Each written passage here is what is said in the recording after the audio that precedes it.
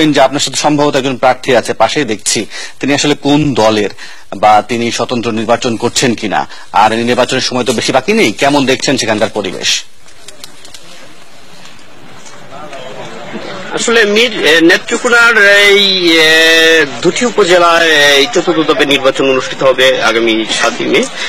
আমরা দেখছি যে আসলে কলমাকান্দা এবং বারহাটার একটি ইউনিয়ন, বারহাটা সিরাম ইউনিয়নে, এখানে আসলে আওয়ামী লীগের যে স্বতন্ত্র প্রার্থী আছে তারা খুব চাপে আছেন। বিশেষ করে সিরাম ইউনিয়নের প্রার্থীর স্বতন্ত্র প্রার্থীর 3টি মোটরসাইকেল জ্বালিয়ে দেওয়া হয়েছে এবং 59 জন তার সমর্থকের নামে দ্রুত বিচার আইনে মামলা করা হয়েছে।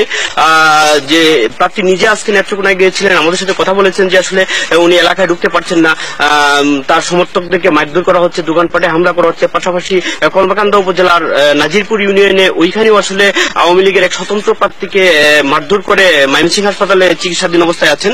আমরা জানবো মীর, এই অবস্থায় যে আসলে এখানে আওয়ামী লীগ থেকে মনোনয়ন না পেয়ে স্বতন্ত্র নির্বাচন করছেন একজন প্রার্থী, আমরা তার সাথে কথা বলবো যে আসলে এখানে নেত্রকোনার এই রায়পুর ইউনিয়নের অবস্থা কেমন দেখছেন আপনি? বিসমিল্লাহির রহমানির রহিম। বর্তমানে রায়পুর ইউনিয়নের অবস্থা ও নাজুক পরিস্থিতির মধ্যে আমরা বসবাস করছি। আমি একজন স্বতন্ত্র প্রার্থী। আমি নির্বাচনে যেতে ইচ্ছুক ছিলাম না। সমস্ত প্রকার জনগণের ইচ্ছার বহিঃপ্রকাশ আমাকে শেষ পর্যন্ত নির্বাচনে যেতে হচ্ছে। কিন্তু এখন পর্যন্ত আমি নিজে প্রার্থী, আমার নিজের সিকিউরিটি নিয়ে আমি সন্দিহান। এখন এই অবস্থাতে আমার কর্মী সমর্থকদের কি অবস্থা আপনারা বুঝতে পারছেন। অলরেডি আমাদের পার্শ্ববর্তী ইউনিয়ন সিরাম ইউনিয়নে স্বতন্ত্র প্রার্থী যারা ছিল তার হুন্ডা জ্বালিয়ে দেওয়া হয়েছে, বিভিন্ন মামলা দিয়ে হয়রানি করা হচ্ছে। আপনারা জানেন যে নাজিরপুর ইউনিয়নের সেম কন্ডিশন এখন পর্যন্ত চলে আসছে। এখন আমি চাই নিজে ব্যক্তিগতভাবে যে জনগণের আশার প্রতিফলন ঘটুক। আমরা একটা সুন্দর এবং সুষ্ঠু নির্বাচন চাই, অবাধ এবং নিরপেক্ষ নির্বাচন। আমার ইউনিয়নের সমস্ত প্রকার জনগণ আমার সাথে ইনশাল্লাহ আছে এবং তাদের ইচ্ছার বহিঃপ্রকাশ ঘটুক।